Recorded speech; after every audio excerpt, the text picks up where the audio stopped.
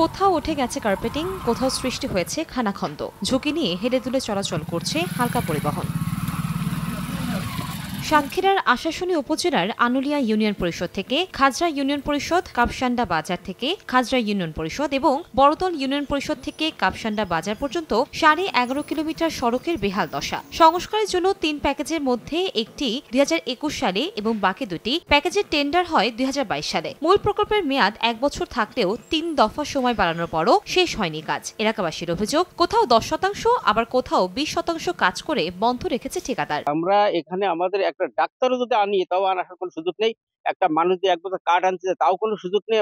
অত্যন্ত মর্মান্তিক ভাবে আমরা জীবনযাপন করছি। আমরা নাখালি রাস্তাটা একটা ভ্যান যায় না, একটা রোগী নেগালে তাও আমরা যেতে পারি না, এত রাস্তা খারাপ। আর আমরা রাস্তাঘাটে যাই চলতে পারছি না। এখানে কোনো যানবাহন চলতে পারে না।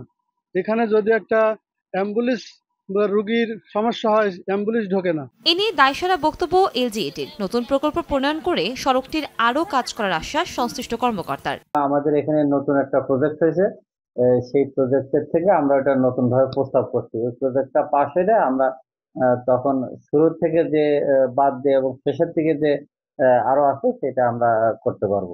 এলজিইডির তথ্যমতে প্রকল্পের মোট ব্যয় ধরা হয়েছে 13 কোটি 22 লাখ টাকা।